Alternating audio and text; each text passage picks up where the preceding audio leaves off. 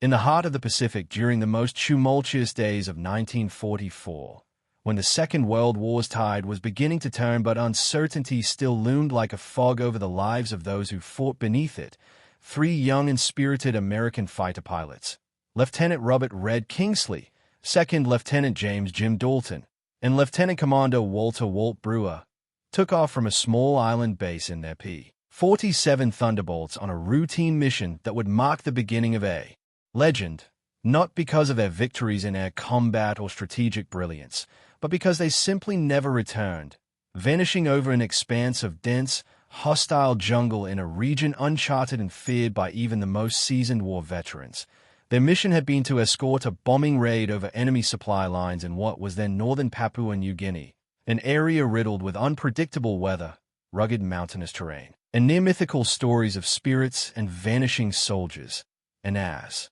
their formation disappeared from radar, all contact ceased, prompting a frantic but short-lived search that was ultimately abandoned due to worsening weather, Japanese anti-aircraft threats, and lack of visibility, consigning the three men to the ever-growing list of wartime missing in action. While their families were given folded flags, medals in velvet boxes, and final letters home read aloud through trembling voices and tear-filled eyes, the war ground on without them, and their names, though etched into memorials and remembered by those closest to them, slowly faded from collective memory as the decades passed, until one day in the thick of the 21st century, amidst a world reshaped by technology and geopolitical change, a group of jungle explorers equipped with high-resolution drones and metal detection arrays stumbled across the twisted remains of three unmistakably American fighter planes deep in the jungle undergrowth, well preserved by the conditions and hidden under decades of moss, vines, and silence, and immediately set off a flurry of interest from historians, forensic analysts, and the Pentagon's Defense WWII accounting agency, DPA,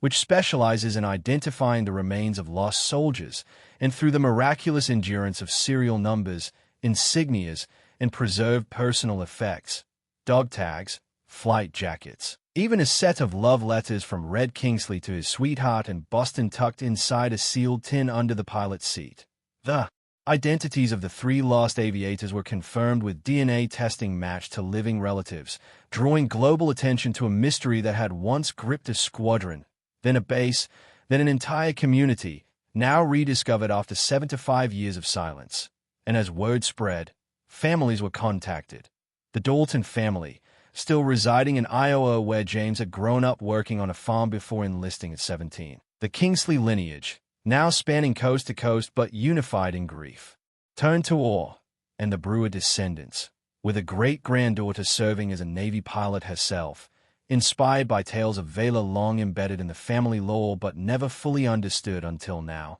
and a formal ceremony was arranged at Arlington National Cemetery, where all three would be honored posthumously, not only for their service but for their mysterious, almost spiritual return from history's oblivion. As the flag-draped coffins arrived under solemn skies and the faint hum of modern jets overhead saluted the ghosts of their ancestors. And yet the story did not end there, for among the artifacts recovered were the pilot's mission logs, detailing encounters with strange radio interference, sightings of unexplained aircraft shadows above the jungle canopy, and final entries filled with urgency and uncertainty, leading some aviation historians to speculate that the planes may have been shot down not by Japanese forces but by friendly fire in a mishap never publicly admitted, sparking debates across forums and veterans groups about how such records were kept and buried. And others took a more mythical approach, suggesting the jungle had claimed them not by accident but by design, invoking local folklore that spoke of the sky spirits,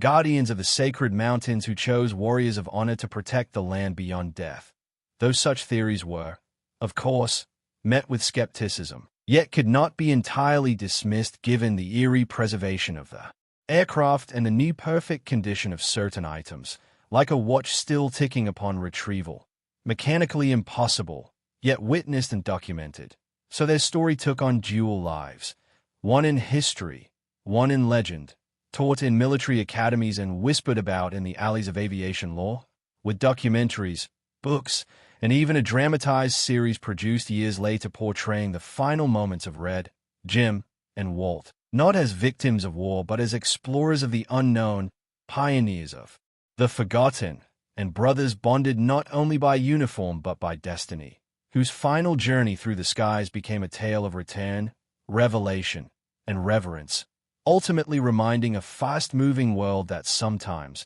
the past waits patiently to be rediscovered, and that behind every missing soldier is a story waiting to be told, not with the static echoes of history books, but with a living breath of memory unearthed from jungles, kept alive by families, and etched once again not only into stone but into the conscience of a nation that, at least for a moment, paused to remember not only how they died, but how they came home.